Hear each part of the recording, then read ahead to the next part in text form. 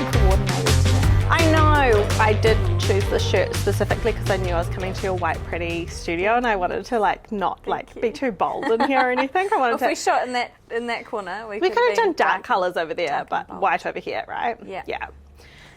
So we are in Kirsty's studio today, and your business name is Kirsty Joy Photography, right? Correct. Yeah, and that's same on Facebook, but on Instagram it's different.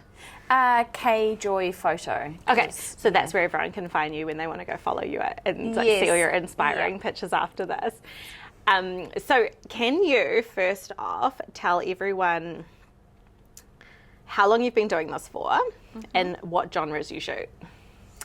I have been photographing for about 8 years now. Oh, we're the same. Yeah. You and I, we've got so Yeah, we have so much in common. Photographing for about 8 years, running Kirsty Joy Photography. I wouldn't say as a professional photographer to start with.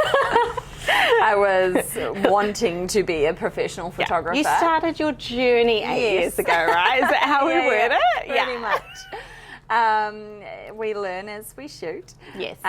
Opened the studio a year ago, March this year. So we're almost at your anniversary. Almost. Which is really exciting. Our anniversary is for I'm our still studios. You're still here. First year, you just need to get past that first year mark, right? Yeah. So when you start a diet, just the first 5 days. Yeah. The first year in a commercial space, and then it's all good. That's what they say about businesses too, isn't it? Yeah. The first year in business? Or second? Second year. Second year for that one. Yeah, because you get your provisional tax. Yeah. That is why it makes sense. Yeah. So you've been here for just under a year, almost a year. Yep. And you shoot... So in the studio we shoot maternity, women's empowerment, which is kind of like a mix between glamour, fine art portraits and boudoir. Yes. Depending on what the client wants. Yep. So they can kind of tailor it to how much skin they want to show. And then I also do newborns in here, which goes hand in hand with the maternity. Clients come back to photograph their babies, but we do a lifestyle newborn. So it's not a long 3 hours in the studio trying to settle babies. It's baby in mum and dad's arms in a basket. It's nice and quick. By the time you're just getting over it, the photo shoot's done and you're ready to go, or feed bubs. So we do that, and then weddings as well. So and you've been doing weddings since you started, right? Like, was that doing weddings since about 2016? Yeah. Oh yeah. What are we now? 2022. Oh yeah. It's about 6 years. Yeah. My first wedding I ever shot was interesting. I cried after my first wedding and said I would never ever shoot them again. And I think it was like 2014, 2015. Oh, see, I went into it super confident. Oh, okay. And was like, I can do this, weddings. And I think I probably did too. Luckily it was a friend of a friend, and it wasn't your traditional wedding. Yeah. And looking back now, I'm like, what was I thinking? Like, the way I edited things. But that client still loves her images, so... And also, if we go back 6 to 10 years, photos were very different. Oh, yeah. We've come a long way in editing and the way people want them to be photographed, what they expect on the day, the level of service that we give to people. All of that has changed. Definitely, and cost comes into it. You know, if you're paying $200 for a wedding photographer, you're going to get $200 worth. You got paid your first wedding? I did not. Oh, I did. I didn't know what to charge. But yeah, if 99.9% of the time, if you're paying, a couple of grand for a wedding photographer, that usually will mean that you're going to get the quality as well. Yeah, the expectation is very different when they're actually handing over that kind of money as well. Definitely, yeah. Okay, so we were sent some questions to ask you, and some that Ruth and I had for you as well. Yep. One of the ones that came through was, what were some of the considerations that you had when you were looking to open your studio? Like, what were you looking for in your studio space? To start with, something within my budget. This was not. Yeah, actually, I remember going through this process with you because I remember us messaging about it, and I think you upped your budget, eh? A lot. Yeah. Yeah. So what I had in mind of what I could achieve and what I needed was a lot different to what you ended up with. What my dream was. Oh, yeah. So I went into it going, I just need a space that's not in my house. Yeah. I need something in Whangarei. It needs to have good lighting and be wheelchair accessible. Yes. And I had a rough idea of about $1,000 to $1,200 a month in rent, thinking that's like under half of what it is, eh? I was like, that's all right. And then the real estate agent was like, okay, well, for that you can have this space or this space. And I went along and had a look at them and went, yeah, no, it doesn't really work. And he's like, well, you're going to have to up your budget then. And he said, come back after lunch and I'll show you this other place. And I was like, okay, sure. And he brought me out to the front of this place, and it used to be a dairy, so it still had like all the signage up, and I was like, oh yeah, it's not going to be that great. And I walked in and just instantly fell in love because being a photographer, we're very visual. Yes. And instantly I could picture where everything went in here. Yeah. I just ticked off everything. I just stood here and went wardrobe, lounge, office, shooting, backdrops, and it ticked every box. It had beautiful light coming through. Yeah, you have so many windows. I'm so jealous of all your windows. It was just perfect. And then he told me the price. And I went, is it negotiable?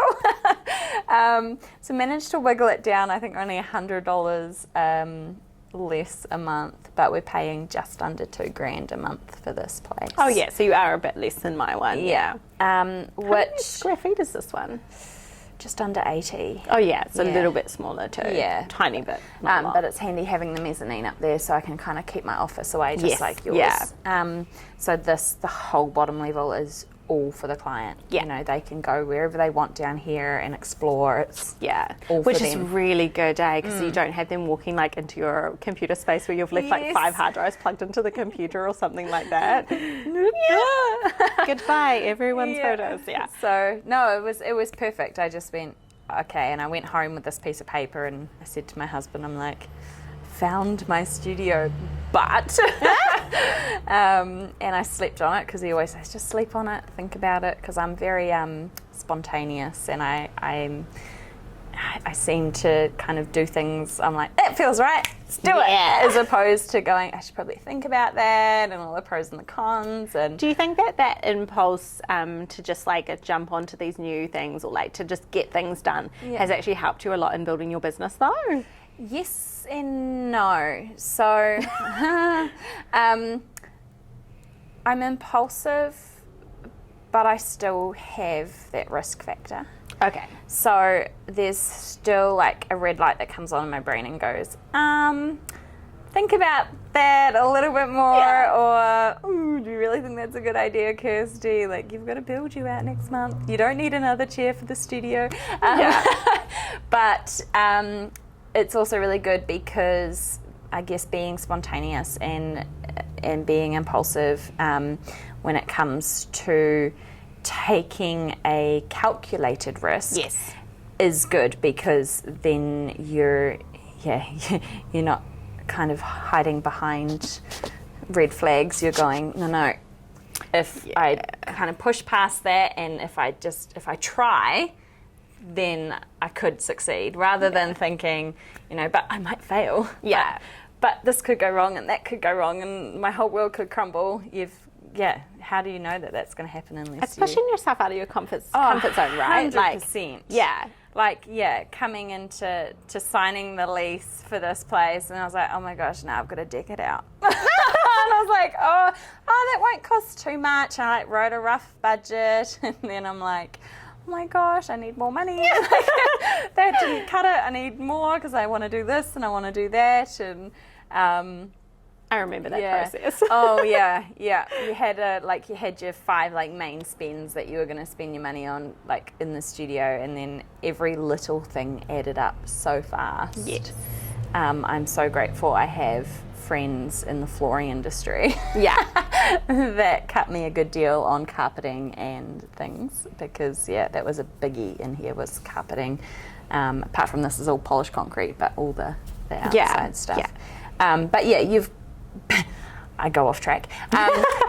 You've definitely got to just take the bull by the horns. Yeah. And jump into it. And as long as, you don't have that horrible feeling in the bottom of your stomach that everything's going to go wrong if you do this, if it's just the fact that you don't feel comfortable and you're pushing past that to see if something amazing could happen, then do it. Yeah. Because, you're never going to know if you're going to succeed unless you try. Yeah. So why did you end up in a studio? Why? Because you did it. And if you can do it, I can do it. I'm glad I paved the way for you. You did. Yourself coming from Whangarei and Ruakaka and... Yeah, same town. We lived 10 minutes down the road from each other, if nobody knows.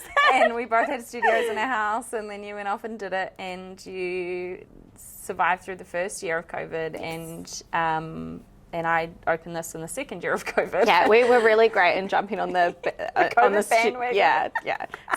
Not start a business. We've already established. Yeah.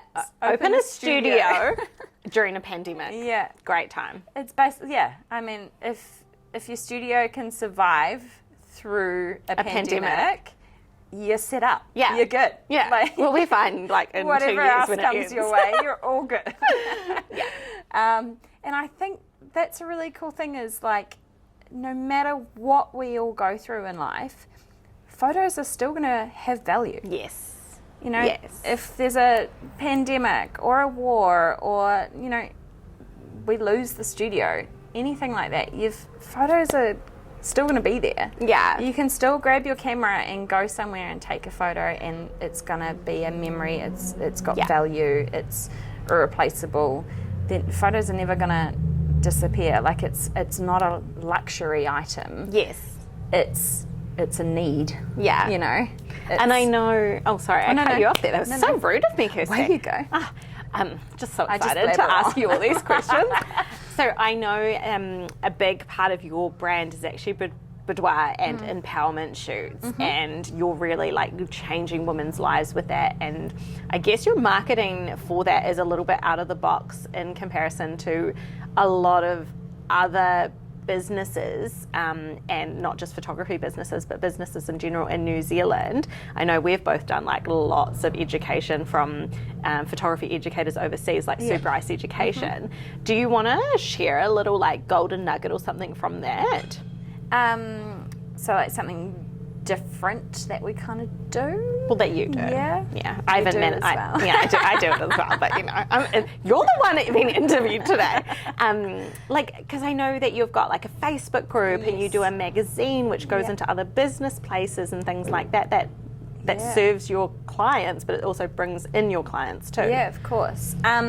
So when I kind of found my direction when I opened the studio and wanting to focus on women's empowerment, and finding my USP, my unique sales point, that being boudoir and women's empowerment, I needed to be able to create a safe place in the studio, but also out of the studio for women to share their stories or their pictures. Because a lot of us, if we come in here, get our kit off, that is what people do in here. In front of a camera and have some amazing photos taken to celebrate their body, their journey, and everything. A lot of the time, we're not going to want to post those on our public platforms, but we still want to share them with the world because we want to celebrate our journey and how far we've come. And that could be, I've had women that have come in here that have been victims of sexual abuse or domestic violence or bullying, or they've been on a weight loss journey, or they're just sick of hating their bodies. Yeah. They're sick of hating on themselves because of what society says is acceptable beauty standards. Yeah. And so every woman that comes in has their own journey, their own story to share that may become another woman's survival guide. Yeah. But if that story stays just in the studio, then we're not helping the next woman. Yeah.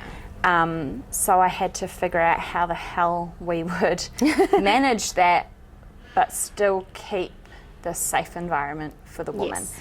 So that's where the magazine and the Facebook group came Yeah. in. So the Facebook group is an empowerment lounge, is what we call it. Yes. And which I love. Yeah. So it's a cool, like, safe space where women can share inspirational quotes. Yeah. If they've had a shit day and they just want someone to pick them up and dust them off and be like, it's all good. It's a safe place for them to share their photos with this community of women that are going to go, damn girl.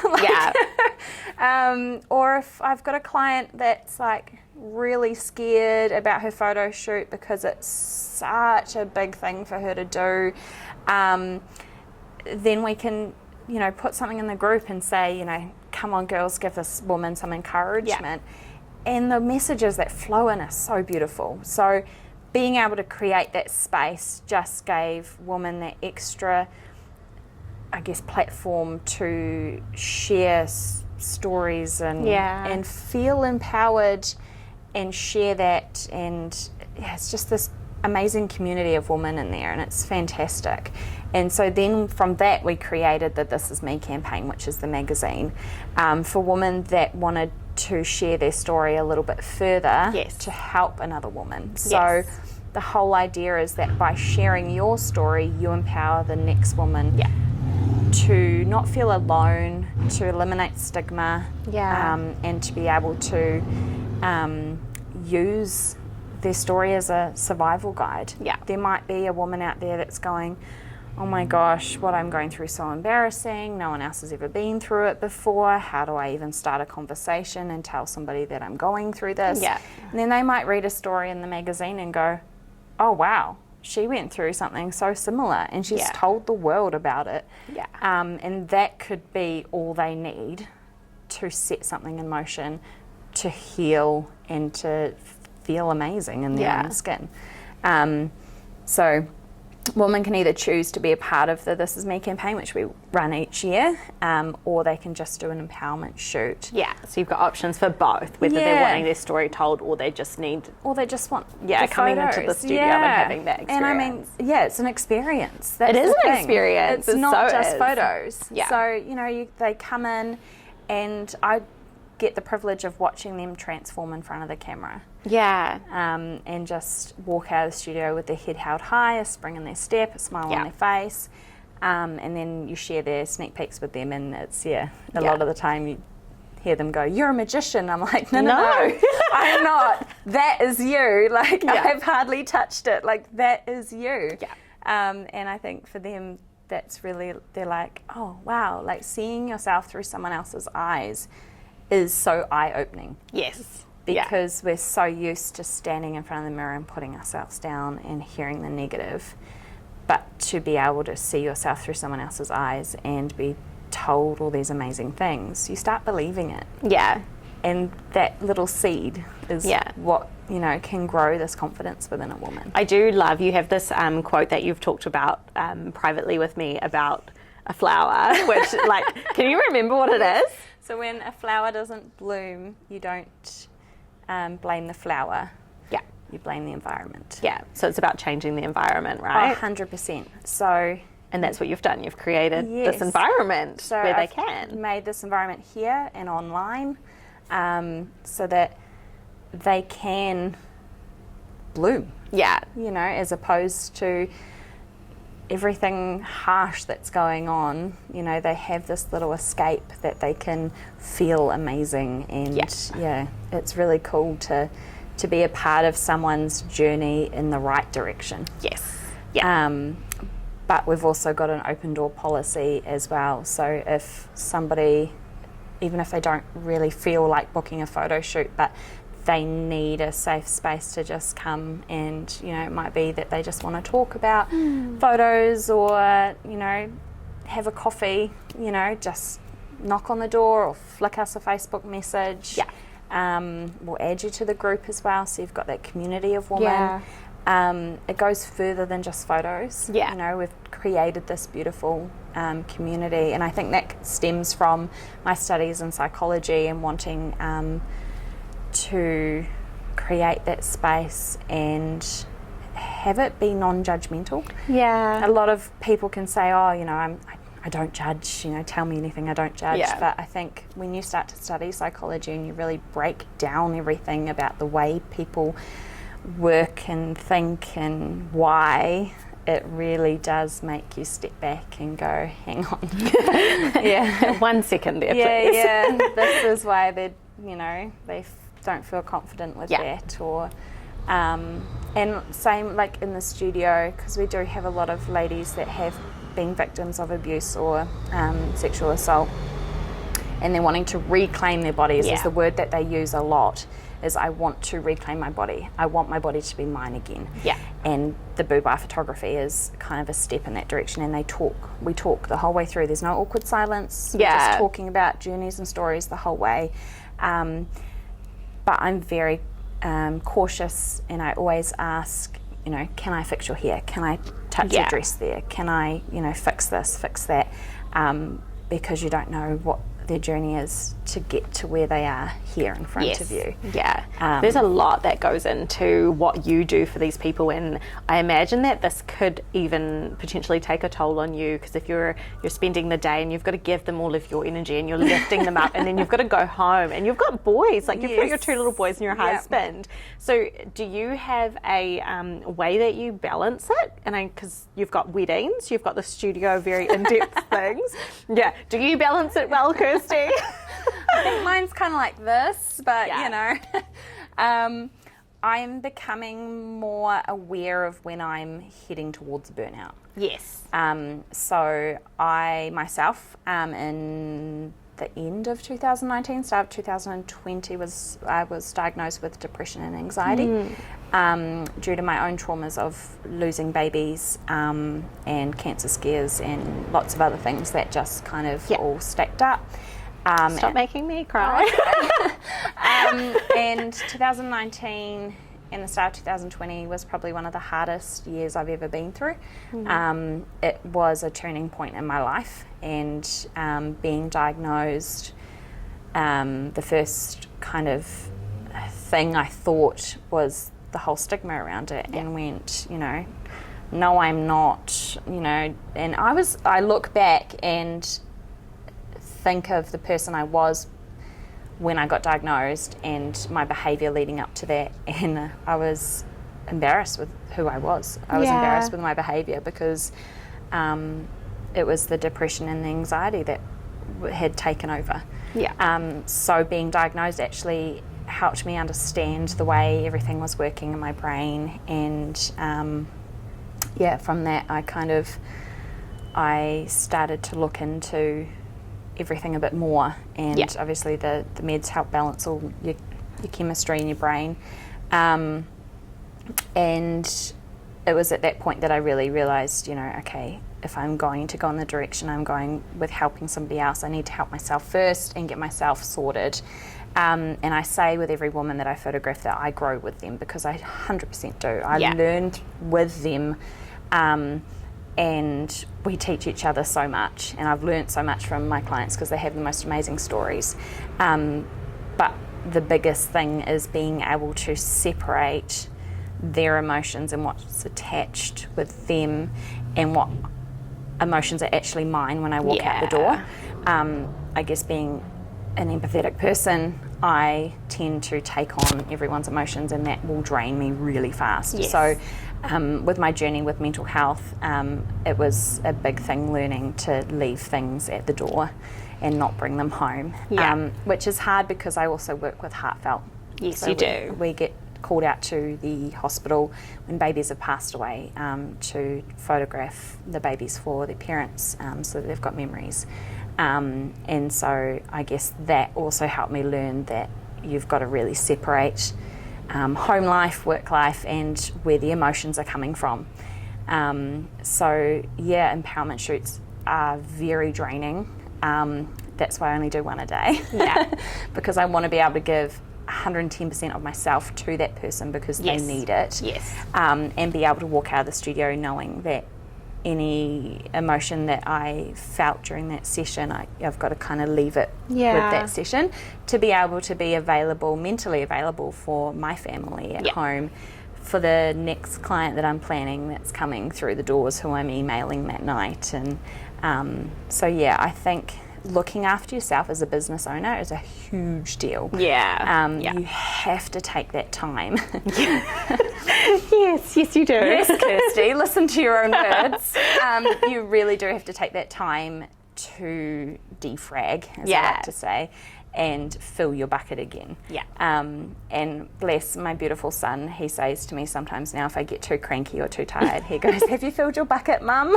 Oh my goodness, it's so cute. I can so see him saying that too. Oh, have you filled your bucket, or is your bucket empty?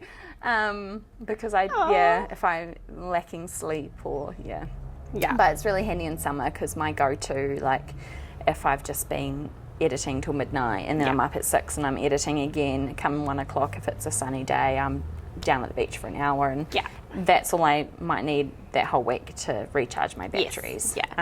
So that and being fed at weddings. That's a big, because you do still photograph weddings. Like you've got this brand, but you also beside it, you have weddings as well, and you do what, like 2 a month? 1 to 2 a month? So I cut right back to only doing a couple a month, so I could really focus my energy on the studio. What you used to do? 6? About 5? 6, anywhere between 4 and 6 a month. But running the studio, this is where I need to put my energy because this is where we're changing lives. And this is where it needs to be. This is my path. This is where your passion is, which we love weddings because we both still photograph weddings aside. I love our photographing studio, weddings. It's a nice little break from I love how you call it a break. Like if I was talking to a wedding photographer, they'd be like, my headshot clients, they're my break. Like that's my easy thing to do. Whereas you're like, emotional. During the week, very emotional, very draining, very heavy. Amazing, but heavy. Weekends, go to a party, get pumped up by other people's energy, right? So it's the day. Like weddings, I love the day because yes, it's exhausting, but you just feed off everyone's energy all day. Like I love photographing weddings. It's the editing that comes afterwards. That's the part that I'm like, I forgot about that.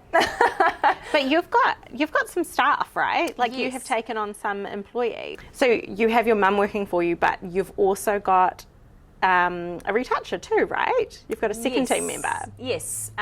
So just online. So I found Ollie through, I think it was freelancer.com.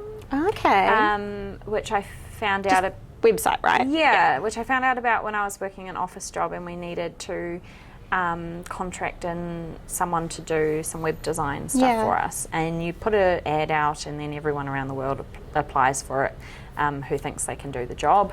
And then they send you, I guess, what would you call them? Samples? Samples? They can do. Portfolios? Yeah.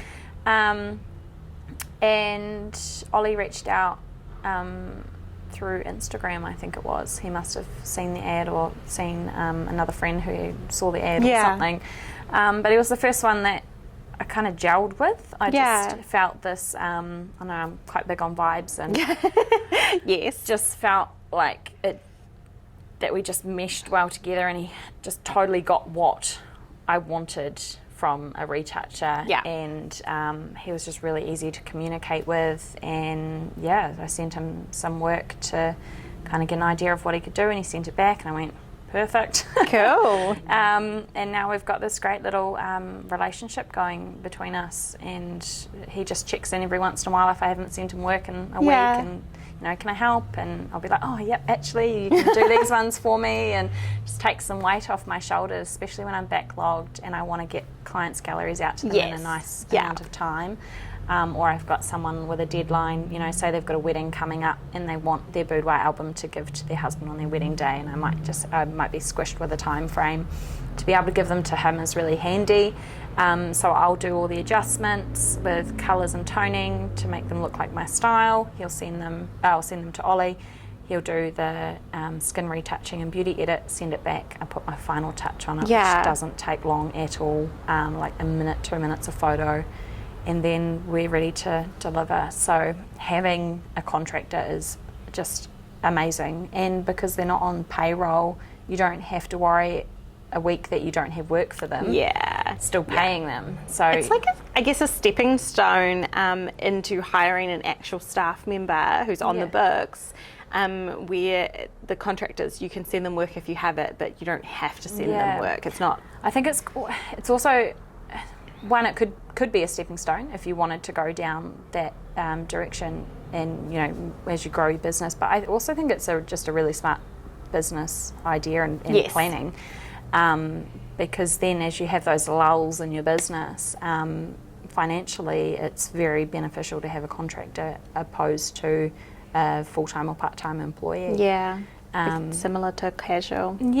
So I thought it was quite, I guess a smart business planning. But I mean, I've got mum Heather on the books as well, so she's on payroll as admin. So, and you're considering a third person, right? Because I know that you're like so busy. Do you mean you can go to bed before 12 if you hire the third person, maybe? Yeah, maybe. Yep. So running a business is not 9 to 5. Well, in some cases it can be. I know I've talked to some photographers that manage to get everything in between 9 and 2 o'clock when they pick up their kids. So amazing. No, my brain does not shut off. I'm quite similar to you, I think. I'm constantly thinking about concepts and ideas and emails I forgot to send, and if I'm not at the studio shooting, I'm at home editing. It's because I've got an office here and an office at home. And I'll stay up till midnight easily editing with Netflix going in the background because I like noise. And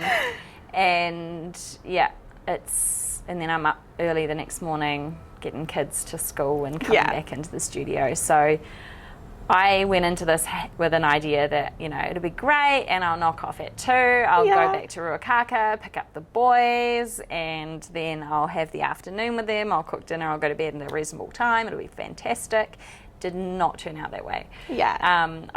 Every spare hour I have, I'm working. Do you think it's because you're so passionate about this? Passionate and workaholic? I like switching off, but don't get me wrong. I quite happily have a holiday.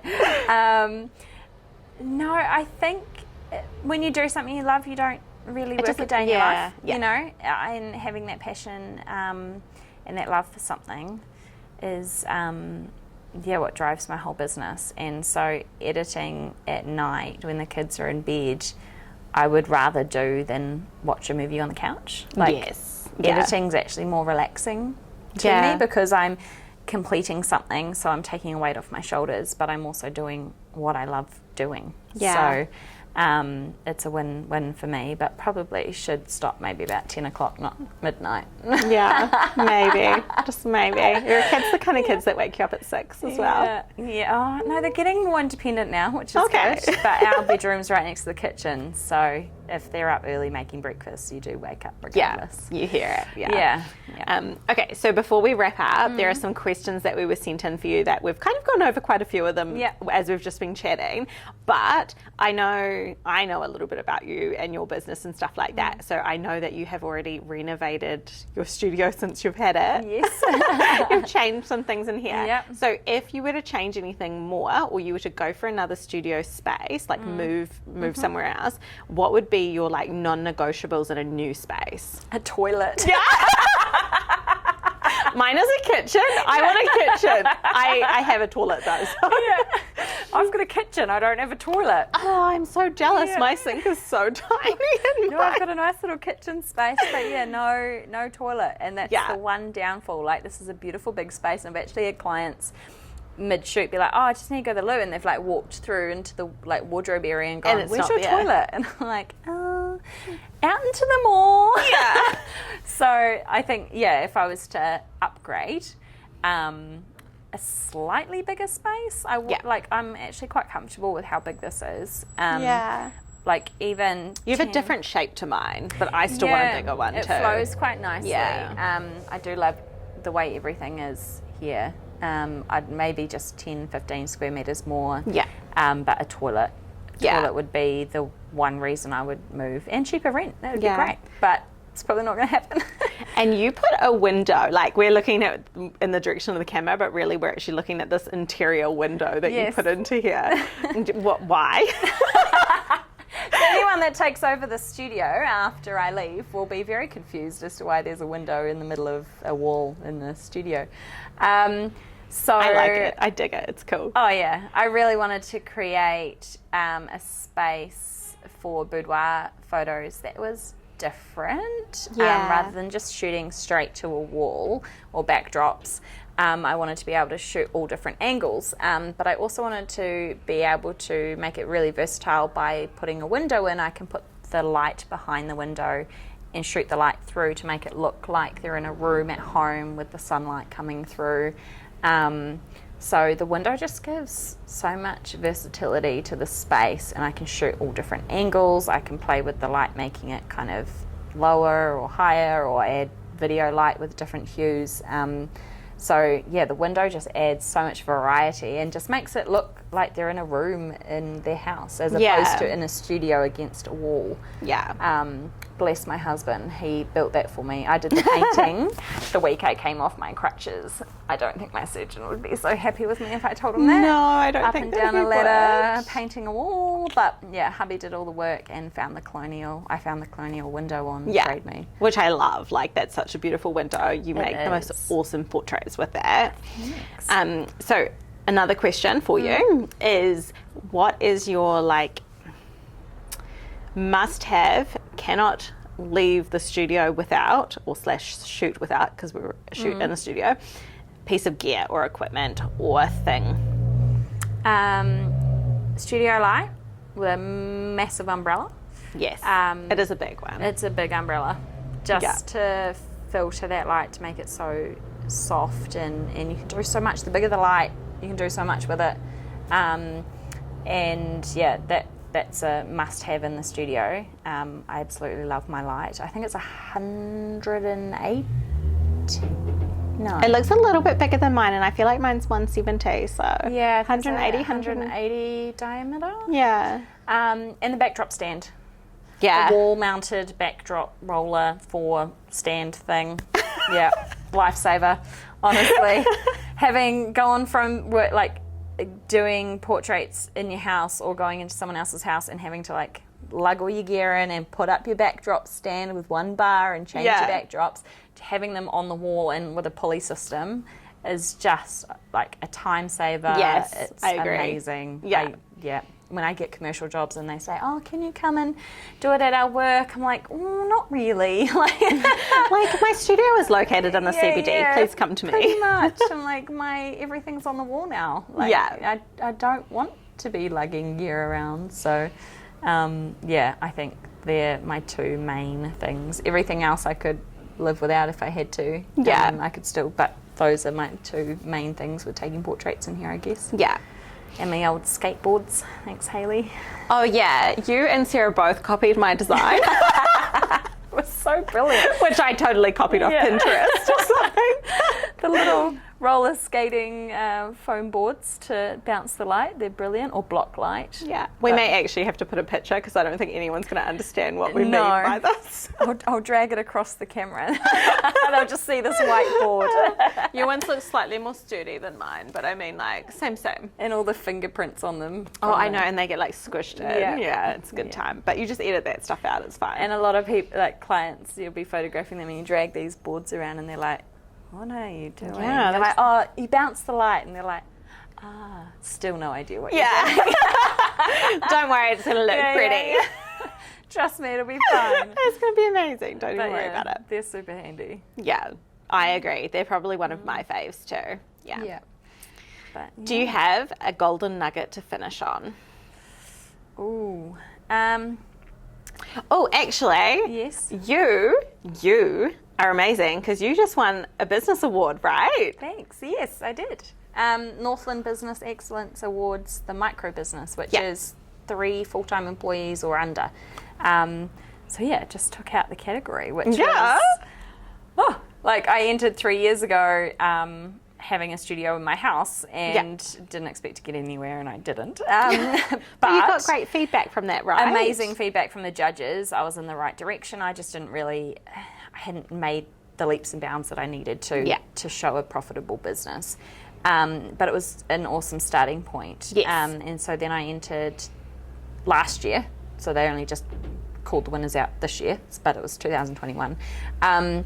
And entered and thought, if I'm a finalist, I'm stoked, because every competition I enter, whether it be judging images or your business, I only ever compete against myself. Like I want to just better myself. Yes. So to be a finalist that was enough for me. I was like, sweet, I've bettered myself from the last time I entered.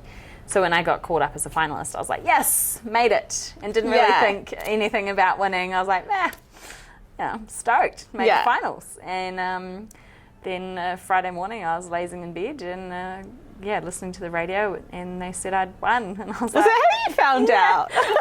I was literally like still waking up, and I would just remember laying there, I'm like, woo, like, and like, it wasn't until later that it all sunk in. I was like, I won. Yeah. Oh my gosh, like I had to wait for my coffee to kick in. So it's just really amazing. Like I don't think a lot of people think as us photographers as being like a profitable business. Or a viable business to have. And also you just take photos. You just take photos. Or like you're a creative, like what do you call it? Like starving artist or something like that. Like and you're going against businesses like shops and retail and services and like actual places that have staff members that it is a very terrifying idea to have in our industry. A lot of photographers would never consider hiring somebody. So it's really amazing that you like entered these business awards but also took them out. Oh yeah, it's cool to be able to have a photographer win the Northland Business Excellence Awards, because as you said, you're not going up against a lot of other photographers. You're going up against these well-known sustainable businesses that people, I guess, look at as a profitable, sustainable business. So for a photographer to win it, it's really cool for our industry as a whole. Not just myself, but because then we're taken more seriously. And even on that, like you're not the studio that's been in place for 30 years with like multiple photographers that shoot in it or anything like that. This is very individual to you, which is it's my name. You are your brand. Literally, so it's a modern photographer that's winning and taking out these awards, which is so crazy. It's cool. And I mean, when I first started Kirsty Joy Photography, I wanted to use my name because I wanted to be the face of my business. Because one of my unique sales points is me. I'm the energy, the passion behind the camera. And Joy is my middle name, funny enough. So I kind of wanted to incorporate that. But that's pretty cool to do that, not only as myself to win it, but for the whole industry. It was really cool. I think it's going to inspire a lot of people. It certainly inspires me, because now because I got runner-up in mine down in Waikato, and I'm like, amazing. I need to up my game so I can because you're beating me to all the things. Like I need to be on Kirsty's level. But I feel like we need to do a second edition of this one time, so I'll have to come back and chat to you again, but I won't take up too much more of your time. So that'd be really cool. We'll cut it there, and hopefully some people have learnt some stuff from you or got inspired. Or my last little hurrah, I would say anybody thinking about opening a studio or doing something different, just grab the bull by the horns. Do it. Just do it. Everything is impossible until it's made possible. And you can only do that by doing, by trying, by going out of your comfort zone. So just grab the bull by the horns, do it. Anything's possible. I love that. Sweet. I so agree with that. Yeah. That's a me thing too. Yeah. What did a lot. We opened studios, we brought houses, all within like the same year. It was all in the middle of a pandemic, right? Like, good times. Any business can survive a pandemic. You can survive anything. Anything. Yeah, definitely. So, Woohoo! yeah.